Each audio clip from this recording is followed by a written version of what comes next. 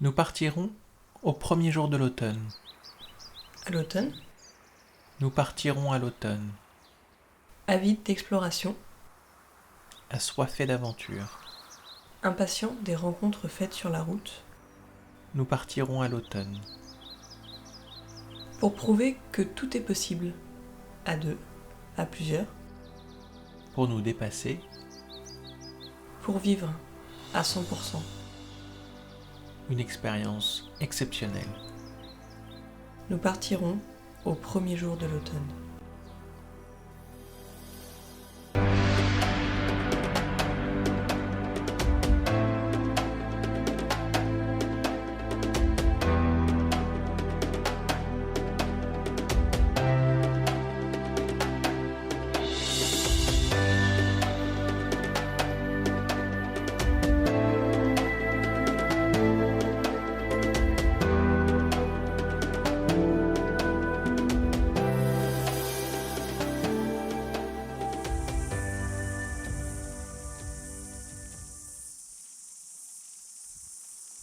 Nous sommes Myriam et Pierre, deux passionnés de voyage, d'aventure et de grands espaces.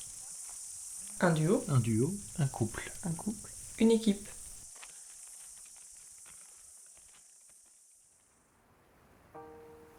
En novembre 2015, un groupe d'hommes armés entre dans une salle de concert. Il ne faudra que quelques secondes pour que notre vie prenne un tournant inattendu.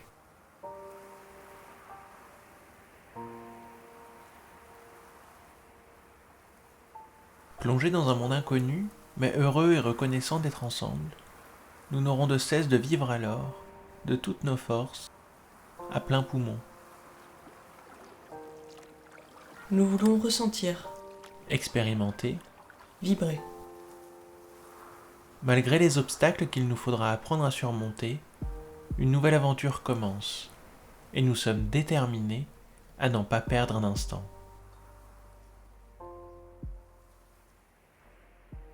En 2015, j'ai découvert un monde qui m'était complètement inconnu, qui est celui du handicap, puisque j'ai été blessé pendant les attentats du 13 novembre. Cette blessure m'a rendu paraplégique, ce qui fait que je ne peux ni sentir ni bouger à partir de là où la balle a touché la colonne vertébrale, donc c'est à peu près au niveau des pectoraux pour moi.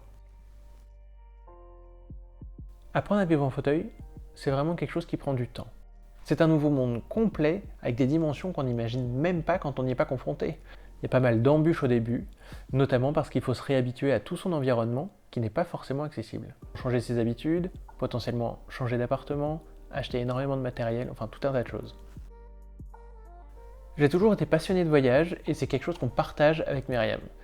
Donc c'est pour ça que ça a été vraiment important pour moi de reprendre, et on a assez rapidement décidé de se lancer dans des voyages un peu longs. Donc on est parti au Canada en 2017, on est parti aux États-Unis pendant notre voyage de noces. Je pense que ça a joué un vrai rôle dans la manière de vivre mon handicap. Ça nous a beaucoup appris, notamment pour arriver à sortir de notre zone de confort, à mieux réagir face à l'imprévu et à toutes les difficultés que ça comporte.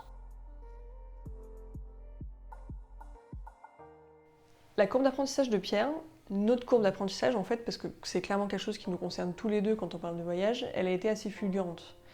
On a eu la chance de rencontrer les bonnes personnes au bon moment et ça a permis à Pierre de gagner en autonomie, de mieux s'équiper pour faire plus de choses tout en voyageant beaucoup plus léger en fait.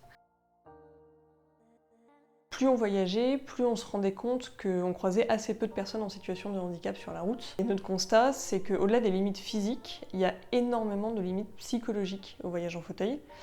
Pourquoi ? Parce qu'il y a très peu d'informations en fait, sur Internet pour planifier des voyages, parce qu'on ne sait jamais à quel point une destination va être accessible ou non, on ne sait jamais vraiment ce qu'on va trouver sur place, et du coup, dans l'ensemble, on manque d'infos, et en fait, ça fait super peur. C'est pour ça qu'en 2018, on crée l'association Wheel World, qui est une association qui a deux objectifs, donner envie de voyager, d'une part, et surtout permettre à chacun de le faire sereinement, qu'il soit valide ou en situation de handicap. En septembre 2019, on décolle pour notre premier projet, un tour du monde de 14 mois, pendant lequel on va explorer des destinations qui, à première vue, ne semblent pas réellement accessibles. L'objectif, c'est de faire le maximum d'activités outdoor dans les pays qu'on va traverser, que ce soit de la rando, du surf, du saut en parachute. L'idée, c'est vraiment de voir ce qu'il est possible de faire, de tester nos limites, mais aussi de donner le maximum d'informations sur notre blog pour les personnes qui, elles aussi, souhaiteraient le faire. Pour chacun des 4 continents, on se fixe un objectif majeur. On commence par 3 mois en Amérique latine, avec notamment le Machu Picchu, alors qu'il y a des centaines de marches sur le site, et on enchaîne avec 3 mois en Océanie, et ensuite viendra l'Afrique et l'Asie.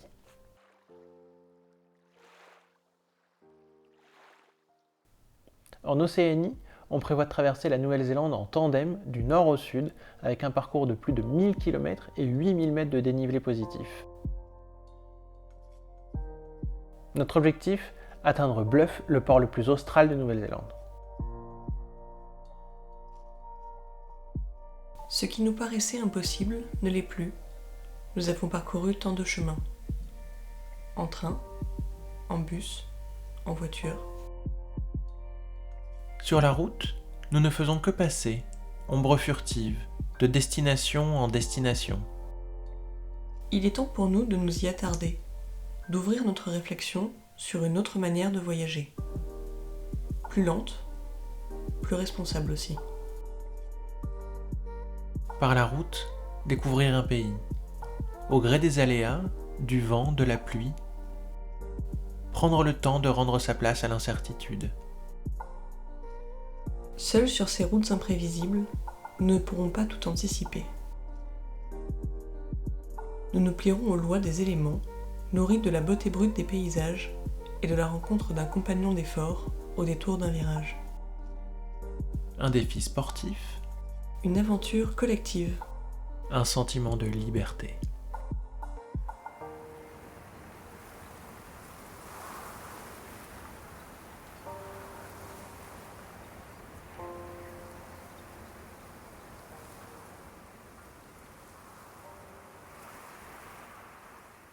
Ce qu'il faut savoir, c'est qu'à l'origine, ni Pierre ni moi ne sommes très sportifs, pour être honnête. Clairement, pour mener à bien ce projet, on va avoir besoin de 2 choses. La première chose, ça va être une préparation physique qui nous permette de nous lancer sereinement. La deuxième chose, c'est un plan de route qui soit réaliste et qui intègre une courbe de progression en fait. Parce que comme on est au milieu d'un tour du monde, on n'a pas forcément la possibilité de faire un entraînement intensif avant d'arriver en Nouvelle-Zélande et de récupérer le vélo. Alors je pense que pour une première étape, ça va être un peu compliqué de faire Picton-Nelson. Pourquoi c'est Il y a 108 km, 6 heures de vélo. Ouais. Et en dénivelé du coup?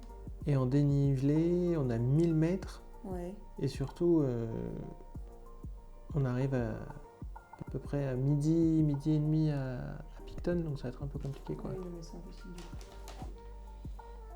Pour préparer tout ça, on décide de couper notre trajet en 2. Une partie de préparation physique et de prise en main du tandem sur l'île du Nord, avec des entraînements sur des distances assez courtes. Et puis ensuite, 1 mois sur l'île du Sud, où on se lance réellement dans l'itinérance à vélo.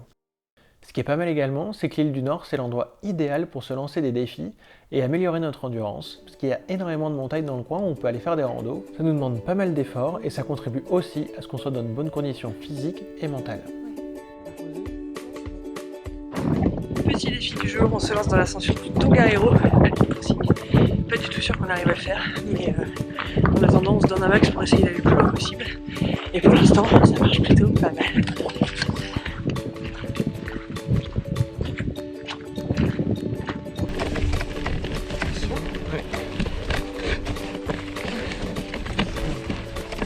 I don't know if you know, but there are many stairs. Yeah, we wanted to see. Okay, thank you. Allez-y. Bon, Yes. le grand caillou. Hein? Grand caillou.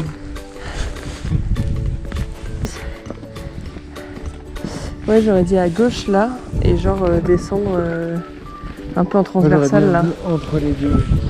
Entre les deux par-dessus là? Ok, ça marche. Parce que là, ça va être trop penché. Ouais. On est sur le Tongariro, Alpine Crossing, donc 18 km de marche, 6 heures de rando. Et là, ça y est, première difficulté, parce que bon, on en a eu des petites au début avec des cailloux, mais là, il y a des marches, donc on se pose la question de savoir si on continue ou si on s'arrête là. T'as envie de faire quoi? On a un peu envie de continuer, donc on va voir ce qui se passe. Bon, voilà, 2,5 km ou 3 km après le début de la balade, c'est là que l'aventure s'arrête pour nous. un tout petit peu trop de cailloux. Autant les escaliers on s'en sort, autant les cailloux comme ça glissants avec la pluie, c'est quand même pas l'idéal. Tant pis, on va aller faire autre chose. Je sens qu'on est prêt. On est fin prêt pour cette descente. Bon, après on l'a fait à la montée, on peut bien la faire à la descente. À droite.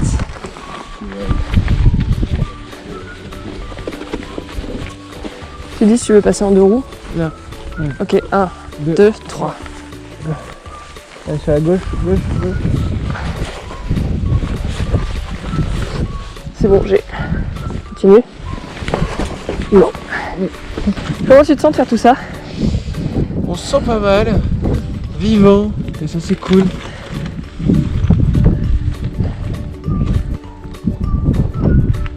On a fait 3 km, plutôt content. Aller-retour quand même, 6. Et ouais, on n'a pas tout fait, mais on est quand même très content d'être là, c'est très beau. C'est pas mal. C'est pas mal.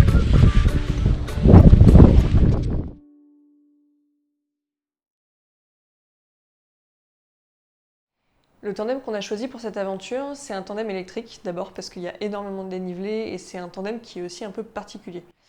Pierre est assis à l'avant avec ce qu'on appelle un main d'allié et moi je suis à l'arrière avec les pédales, les vitesses, la direction et les freins. Donc l'effort est vraiment commun, chacun va permettre que le vélo avance, mais la partie pilotage est concentrée à l'arrière, ce qui fait qu'on va devoir se parler énormément en fait pour gérer l'effort individuel au service de l'effort collectif en gros. Il faut changer quelque chose. Ben, le moteur.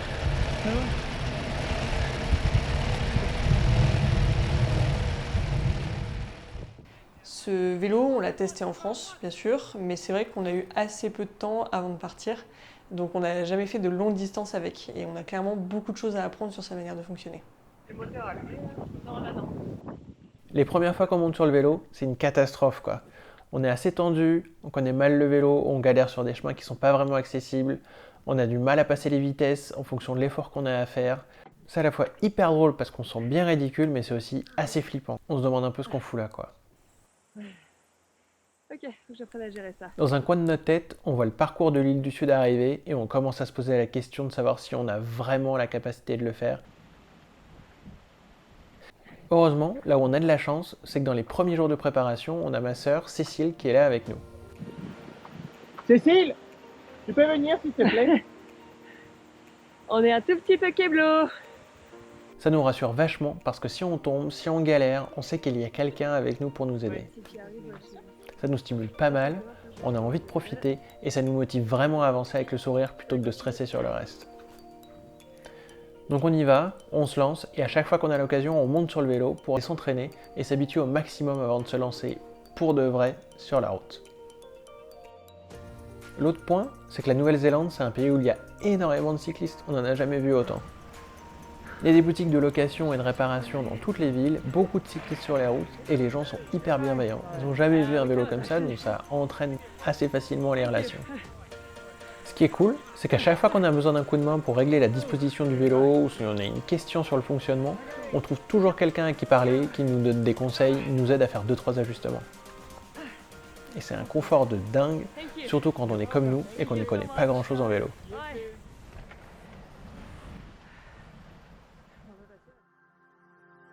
Après l'épreuve des premiers instants, notre apprentissage commence.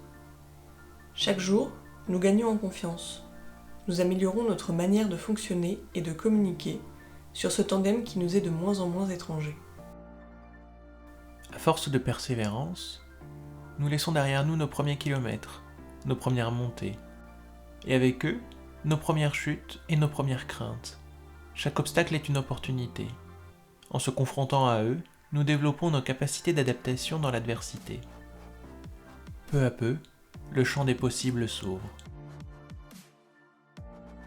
15 jours n'auront pas suffi pour faire de nous des experts, mais nous nous préparons à embarquer pour l'île du Sud, le cœur léger et empli d'une détermination nouvelle.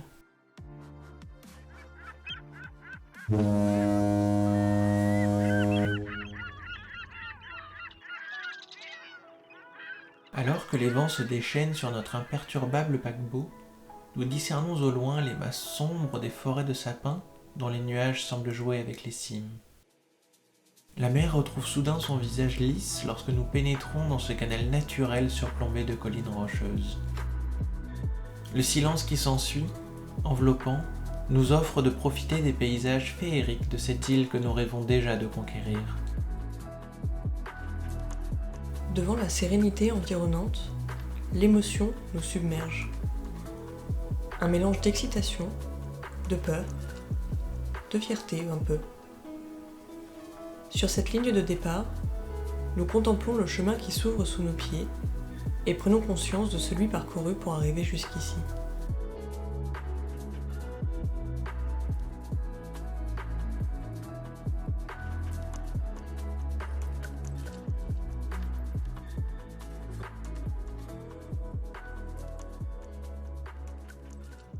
On est en direct de notre première étape en autonomie totale sur l'île du Sud. Donc ça y est, c'est le début de la grande aventure. On est à la fois surexcité et à la fois un peu stressé. Donc on teste nos premières limites. Donc on est parti léger, on a 35 km cette première fois. Et c'est déjà un bon premier test pour notre petit vélo. Et nous-mêmes, nos bras et nos jambes. Qu'est-ce que t'en penses? Oui, on n'était pas prêts. Là, on va s'entraîner, ça va être beaucoup mieux. Et je suis sûr que ça va donner quelque chose d'incroyable. Quelle que soit la personne, on a tous nos contraintes, même si elles peuvent être très différentes en fonction des gens. Mais la première chose que ce voyage nous aura apprise, c'est qu'un champ de contraintes, c'est juste un élastique en fait. Et clairement, il est extensible. Notre objectif, c'est de faire en sorte que cet élastique il soit le plus souple possible pour réussir à faire un maximum de choses. Et au cours de nos voyages, on a compris que tout ça, ça dépendait en fait de 5 facteurs, qui sont l'état d'esprit, la condition physique, les coéquipiers, l'équipement et l'environnement.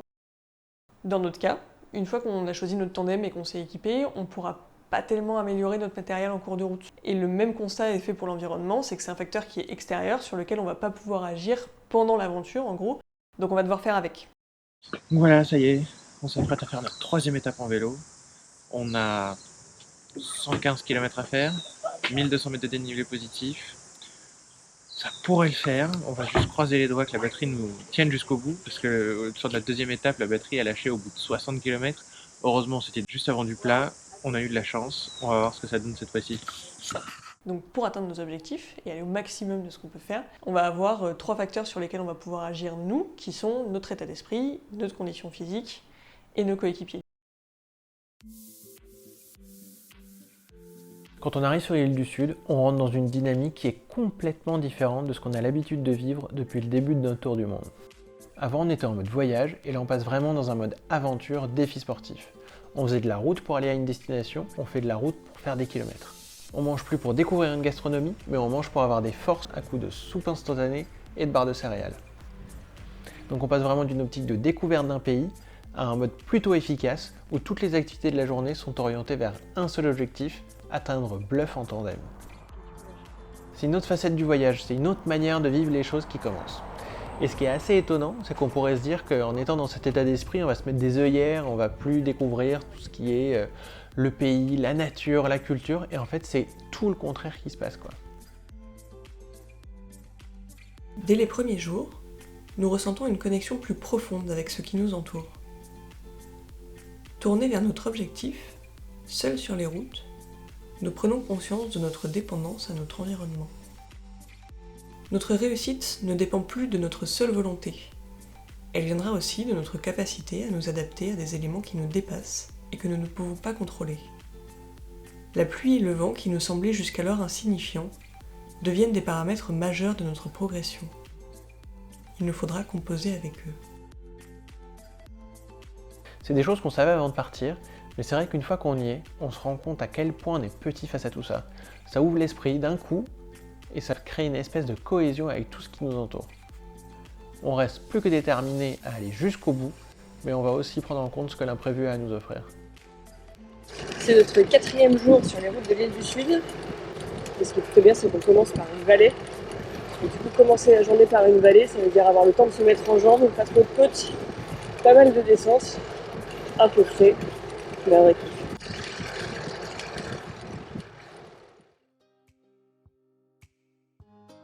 On a beau avoir préparé en amont notre itinéraire en utilisant différentes sources, différents conseils, etc., il y a une chose qui nous manque au moment du départ, c'est l'expérience, le côté pratique en fait. On n'a jamais fait 100 km à vélo, on n'a jamais fait 1000 mètres de dénivelé, on sait juste pas du tout ce que c'est quoi. Du coup, l'enjeu physique des premiers jours, il est crucial. C'est-à-dire que ça va être super important pour nous d'atteindre rapidement une forme physique qui nous permette de faire les étapes qu'on a prévues. Et la difficulté, en fait, elle est double. D'une part, on a assez peu de temps pour se mettre au diapason. On a une première étape à 35 km, puis 75 et le lendemain 110, donc c'est très compliqué, ça va très vite. D'autre part, il faut qu'on trouve très rapidement un équilibre entre les efforts qu'on fait à l'instant T et ceux qu'on sera capable de faire pour la fin de l'étape, et l'étape d'après surtout. Pour trouver cet équilibre, nous devons apprendre à gérer nos phases d'effort et de repos. Pas question de risquer une blessure ou un excès de fatigue qui nous empêcherait d'avancer. Notamment pour moi dont les épaules et les bras sont constamment sollicités, sur le tandem comme en dehors. Ça va? Ouais. Allez, rotation des épaules là, c'est... Dès la fin de la première étape, on se fait un peu peur. On n'a parcouru que 35 km et en fait on se rend compte qu'on a quasiment plus de batterie. Sur des terrains plats ou avec un peu de dénivelé, il n'y a aucun problème, on peut pédaler sans batterie, mais vu les étapes qui s'annoncent, on a clairement intérêt à optimiser l'utilisation du moteur si on ne veut pas avoir des problèmes sur la route, quoi. Donc c'est un peu le grand doute à la fin du premier jour, on a un vrai coup de stress. Et en fait, au fur et à mesure, on apprend à mieux gérer nos efforts, on s'habitue au tandem, à la manière dont il réagit, en fonction des routes qu'on prend, des obstacles, etc. Et c'est quand même ça devient beaucoup plus facile de gérer, quoi. Dès les premiers jours, on se rend compte qu'on gagne en muscle, en endurance, et ça devient de plus en plus facile d'avancer sur des distances de plus en plus grandes. Donc quand on réalise ça, on commence à se dire que oui, on va peut-être pouvoir y arriver, et ça nous rend plus optimistes. Donc quand on rencontre un problème, on va trouver une solution, on va être beaucoup plus créatif, et du coup on rentre dans un espèce de cercle vertueux où on voit que à la fois nos capacités physiques et nos capacités mentales vont se renforcer ensemble. Un super avantage en fait pour continuer à avancer.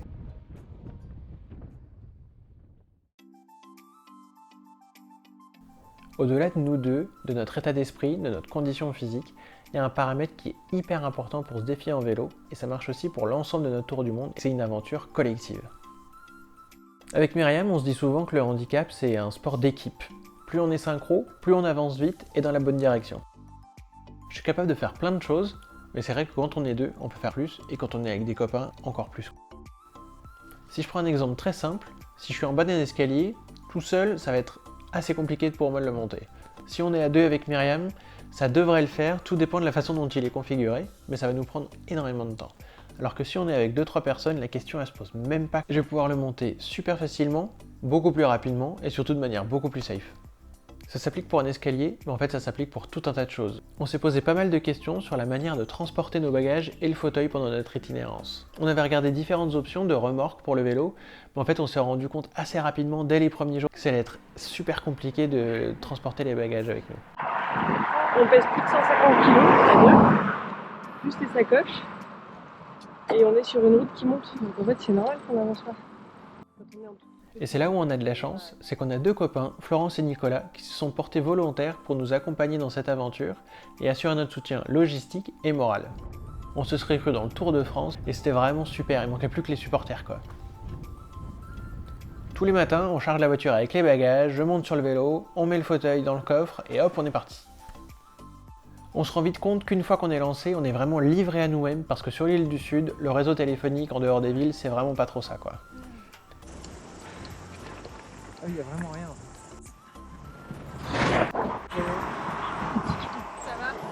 Ça va et toi? La veille, on regarde l'itinéraire ensemble et en fonction du nombre de kilomètres et du dénivelé qui nous attend, on trouve un lieu soit pour se retrouver pour une pause déjeuner, soit simplement pour faire des checkpoints le long de la route pour vérifier que tout va bien. En vrai, ça nous permet de faire des étapes qu'on n'aurait jamais pu faire avec nos bagages. Au cœur de la forêt, la brume matinale enveloppe les cimes des arbres, offrant un refuge aux oiseaux dont le chant vient égayer le roulis sourd de la rivière en contrebas. À quelques mètres de nous, un weka gratte la terre en quête de son petit déjeuner. Nous avalons le nôtre et nous préparons au départ. Aujourd'hui, nous atteindrons la côte et entamerons la partie la plus périlleuse de notre itinéraire, nos étapes de montagne à flanc de glacier. Distance 120 km. Dénivelé 950 mètres. 2, 3, 4. La route noire défile sous nos roues dans une succession de paysages féeriques. Serpentant au creux de la vallée, elle se dresse par endroits en murs presque verticaux, obstacles qui nous semblent infranchissables, mais que nous prenons d'assaut. À l'approche de la côte, un nuage opaque nous enveloppe, glaçant. La pluie qui ruisselle sur nos visages rend les routes glissantes, et nous redoublons d'efforts pour nous maintenir en selle.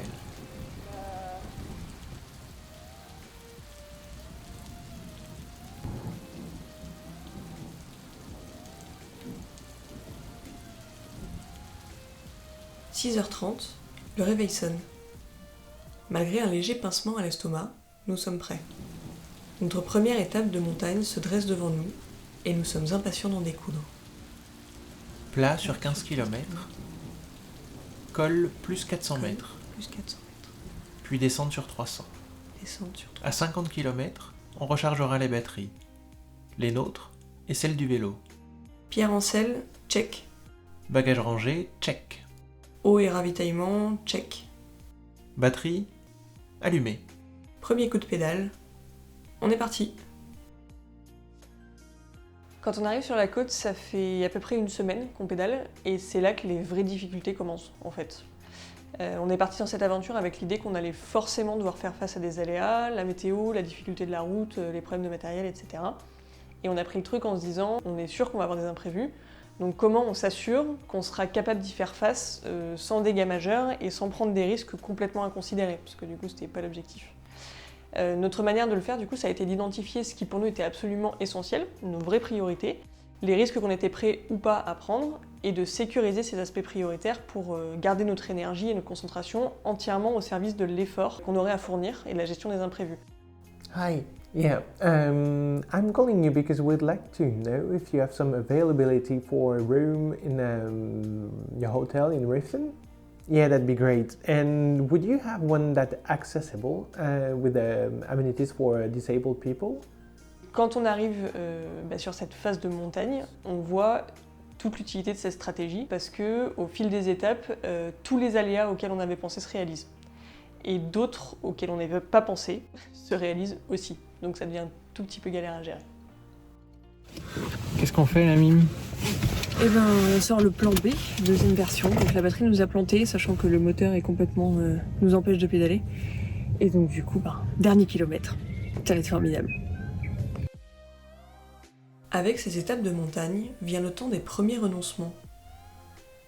Entre glaciers et océans, les bourrasques de vent croisés nous déstabilisent et sont porteuses d'une météo changeante. Dans les virages sinueux qui descendent à flanc de montagne, les averses rendent les routes glissantes et réduisent la visibilité. En conditions hostiles, nous sommes frappés par la force brute de la nature et mettons toute notre énergie à maintenir le cap. Mais malgré nos efforts, un nouvel imprévu vient ralentir encore notre progression et nous contraint à revoir nos plans.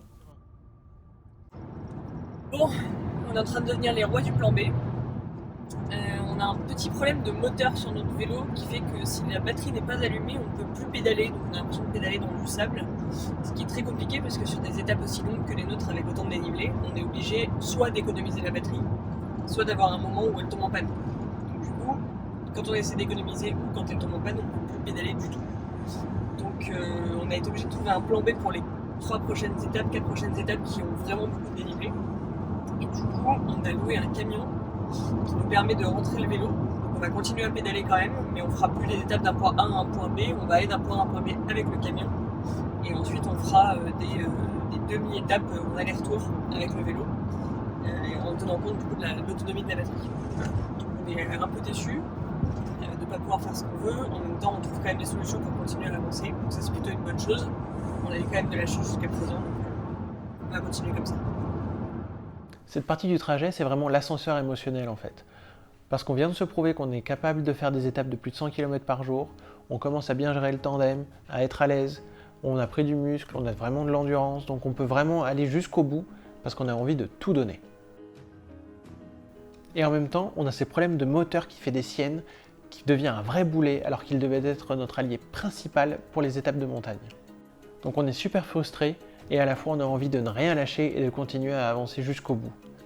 Un soir, on arrive en fin d'étape, on en a vraiment bien bavé et on se pose et on essaie d'analyser un peu la situation pour comprendre du coup ce qu'on pourrait améliorer.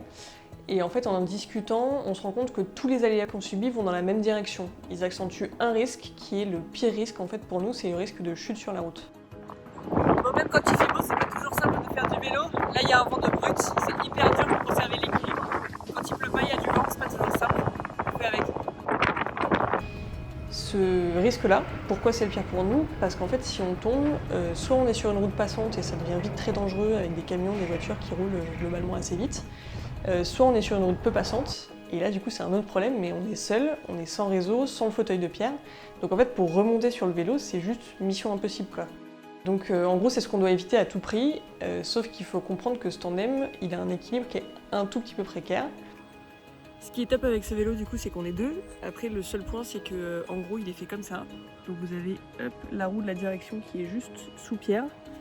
Et il se trouve que du coup le principal poids du vélo est à l'avant. Et comme Pierre est juste assis sur la direction, dès qu'on a le moindre petit écart au niveau du terrain, etc., ça glisse beaucoup plus et on risque de perdre l'équilibre et de tomber. Donc comme effectivement on n'a pas très envie de se retrouver perdu au milieu de nulle part, tomber au milieu de la route, on est obligé de faire très attention au chemin qu'on va prendre, mais parfois on n'a pas trop le choix et en Nouvelle-Zélande c'est pas toujours indiqué qu'il va y avoir des routes en gravier, donc on fait ce qu'on peut et puis quand on arrive face à ce genre de route, quand on peut faire demi-tour, on fait demi-tour. S'il faut qu'on continue, on le fait, mais bon, on essaie d'éviter globalement. Donc si on ralentit trop, par exemple s'il y a du vent ou si le moteur nous lâche dans une montée un peu violente, on risque de tomber. Si la route est trop mouillée, on risque plus de déraper et de tomber. Si on fait un mouvement brusque dans une descente, on risque de tomber, etc. Donc c'est un peu compliqué. Et on n'a absolument aucun moyen en fait, de réduire les conséquences en cas d'occurrence du risque. Donc si on tombe, on sait que ça a de fortes chances d'être l'enfer, que ce soit à cause d'une blessure ou juste du stress énorme en fait, qui risque de complètement gâcher le projet, quoi. Et pour moi, les descentes, c'est un peu particulier parce que c'est une impression de vitesse, mais c'est aussi un petit peu compliqué à gérer psychologiquement vu que n'ayant pas les freins, je peux pas du tout choisir quand est-ce qu'on freine. Et donc je suis obligé d'en discuter avec Myriam, c'est elle qui prend en compte mes recos, etc. Donc on essaye de communiquer là-dessus. Mais c'est vrai que c'est un peu particulier pour moi de vivre les descentes. À défaut de maîtriser les conséquences, nous prenons conscience que nous pouvons réduire la probabilité des événements susceptibles de provoquer une chute, et ce malgré la météo, les problèmes de moteur et les routes glissantes. Sur un tandem où le comportement de l'un agit immédiatement sur l'autre, apprendre à se parler devient un enjeu colossal. Une condition indispensable pour trouver l'équilibre. Le nôtre est celui du tandem. En apprenant à communiquer, nous apprenons à gérer les efforts individuels pour optimiser l'effort collectif. Nous partageons nos peurs respectives pour mieux les comprendre et mieux les anticiper. Et en identifiant nos freins, nous trouvons aussi nos moteurs personnels et apprenons à les activer l'un pour l'autre aux moments opportuns.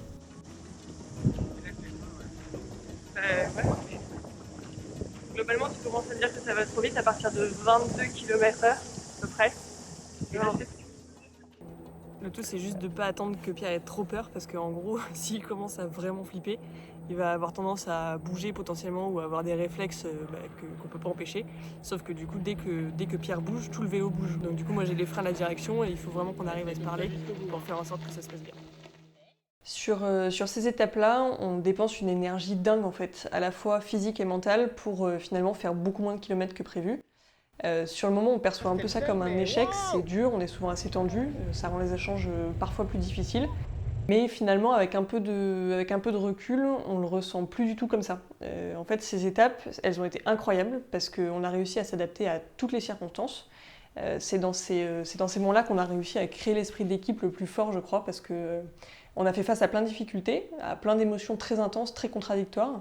Et le fait d'avoir réussi à créer cette cohésion malgré le stress, ça nous a vraiment permis d'équilibrer tout ça, de gérer nos frustrations. C'est jamais pareil quoi. Un coup ça va, un coup c'est plus dur, un coup c'est Non, mais normalement, il n'y a pas besoin de changer de rythme. En fait, il faut juste. Non mais c'est pas changer de rythme, c'est moi dans l'effort que j'envoie. Soit un coup c'est dur, soit... Je crois que ça aurait quand même pas été possible si on n'avait pas fixé nos objectifs et nos priorités avant. Parce qu'elle fait d'être en phase avant sur ce qu'on voulait vraiment et ce qu'on voulait pas, d'avoir sécurisé en fait un certain nombre d'éléments qui étaient importants pour nous, ça nous a permis d'être beaucoup plus réactifs, beaucoup plus créatifs dans la recherche de solutions quand on a rencontré ces difficultés.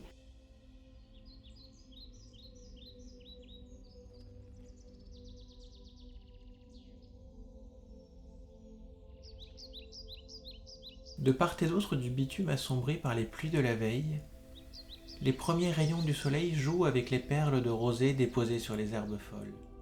Plancher scintillant au pied des versants arborés. Plus loin, la densité de la canopée et les arbres qui nous encerclent, recouverts de mousse, forment un tunnel naturel qui serpente à flanc de montagne, comme infini. Lorsqu'il s'ouvre enfin au détour d'un virage et que nos yeux éblouis s'habituent à la clarté revenue, un spectacle féerique s'offre à nous. Dans les vallées encadrées par d'imposants pics rocheux, l'eau qui ruisselle en gouttes d'abord se mue en une multitude de cascades majestueuses qui dévalent les pentes et viennent se perdre dans le fracas des torrents en contrebas. Au bout de la route, un fjord. Les pieds dans l'eau, les montagnes s'enveloppent de nuages et dévoilent au gré du vent leurs sommets enneigés et des coulées de pierres grises, souvenirs de glaciers aujourd'hui disparus.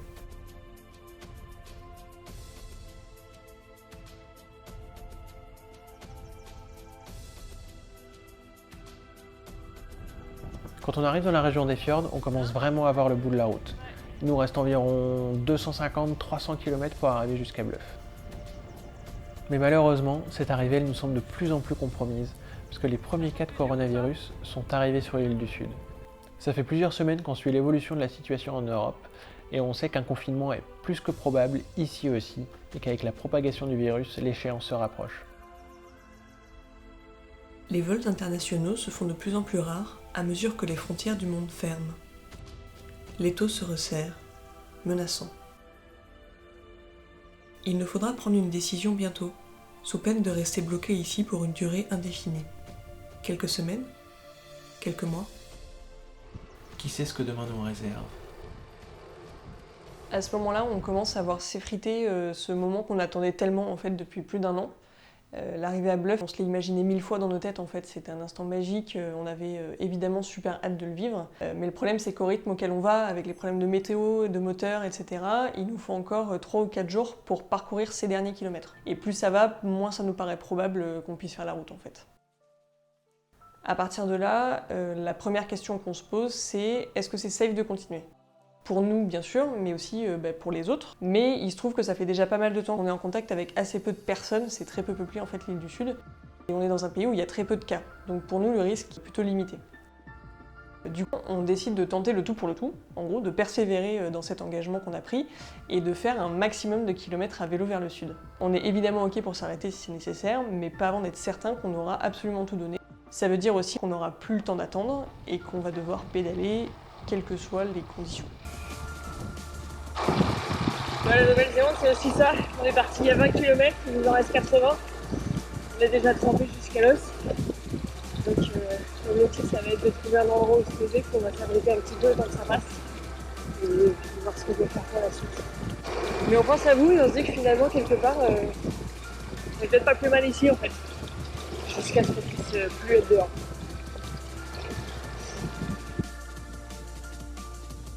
Dans les plaines qui longent les fjords, nous essuyons des orages et continuons inlassablement nos efforts, malgré le froid et les gouttes qui s'écrasent sur nos visages découverts.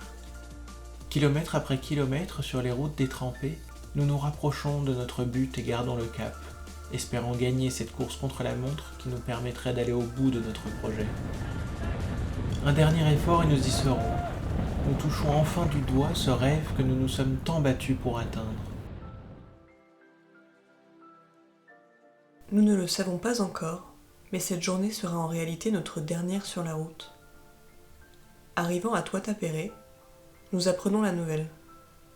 Dans 48 heures, le pays sera confiné pour un mois, au mieux. Il nous faut maintenant trouver un abri pour les semaines à venir. Après 700 km et 5000 mètres de dénivelé, notre aventure s'arrête ici, au milieu des terres sauvages de l'île du Sud. Le cœur lourd, nous mettons le cap sur Christchurch et nous préparons à vivre, nous aussi, le confinement qui s'impose face à cette épidémie.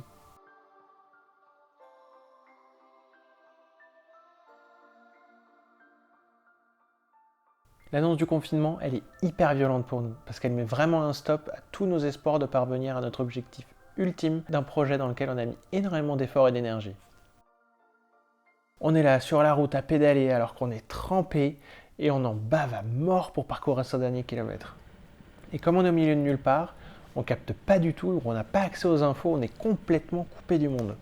Et en arrivant à l'hôtel, la personne qui est à la réception qui me dit « Demain vous devez être parti et dans 48 heures, il faut que vous ayez trouvé un endroit pour vous confiner ». Et en vrai, on tombe de 15 étages. C'est hyper dur émotionnellement.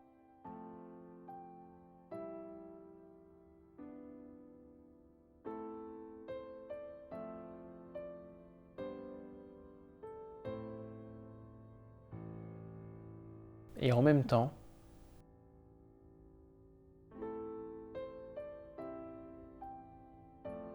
apprendre à renoncer, c'est aussi savoir se réjouir du chemin parcouru avant de regretter celui qu'on n'a pas pu emprunter. Quelle chance extraordinaire nous avons. Cette aventure nous aura permis de vivre des instants d'une rare intensité. Plus que jamais, nous avons appris qu'un objectif n'a de valeur que lorsqu'il se confronte à l'imprévu et qu'il n'y a pas de meilleur apprentissage que dans l'adversité. Nous avons ressenti profondément des émotions multiples et puissantes. La peur, La déception, la détermination, la joie, mais aussi la fierté. au fil de centaines de kilomètres parcourus, Au contact de personnes exceptionnelles. au prix d'efforts violents parfois, mais gratifiants toujours. Dans des paysages à couper le souffle. Des lacs turquoises aux volcans asséchés, des roches acérées aux collines verdoyantes, des forêts sombres des fjords aux sommets couverts de glace. La Nouvelle-Zélande restera gravée dans nos mémoires avec ses airs de Toscane, d'Irlande et de nulle part ailleurs. Un souvenir brûlant qui vient s'ajouter à la liste des fabuleuses découvertes que nous avons faites pendant ce tour du monde. Riches en rencontres et en enseignements, les défis que nous nous sommes lancés depuis 5 ans, concentrés de vie extraordinaire, ont été une source constante de petits et grands bonheurs. Nous ne savons pas à quoi demain ressemblera. Dans le tourbillon actuel, l'heure est à l'incertitude et au respect de la douleur de ceux pour qui la situation est particulièrement difficile. Nous ne savons pas à quoi demain ressemblera, mais nous espérons que cette introspection forcée permettra de trouver certaines réponses qui aideront à ce qu'il soit meilleur qu'hier. Nous ne savons pas à quoi demain ressemblera, mais nous savons une chose. D'autres défis nous attendent, individuels et collectifs, et nous sommes impatients de les relever.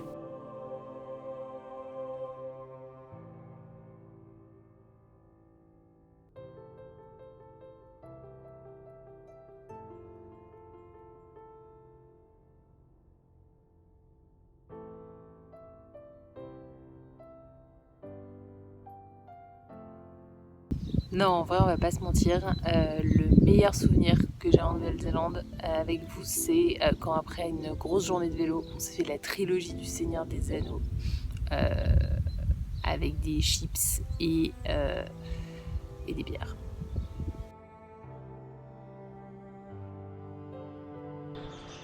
Mon meilleur souvenir, c'est la journée qu'on a passée à Wanaka.